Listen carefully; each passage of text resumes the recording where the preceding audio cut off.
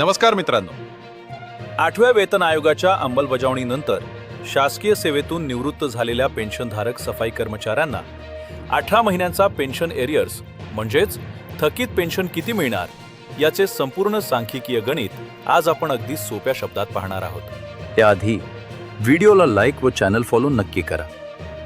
7व्या वेतन आयोगानुसार सफाई कर्मचाऱ्यांची किमान मूळ पेन्शन 8,300 रुपये मिळत आहे. जर 8व्या वेतन आयोगात 2.28 फिटमेंट फॅक्टर मंजूर झाला तर ही मूळ पेन्शन थेट 18,900 रुपये इतकी निश्चित होईल. याचा अर्थ असा की निवृत्त कर्मचाऱ्यांच्या मासिक मूळ पेन्शनमध्ये दरमहा थेट 10,600 रुपयांची घसघशीत वाढ होणार आहे. आता या 10,600 रुपयांच्या मासिक फरकाला जर आपण 18 महिन्यांच्या कालावधीनं गुणले तर केवळ मूळ पेन्शनची एकूण थकबाकी 1,90,800 रुपये होते.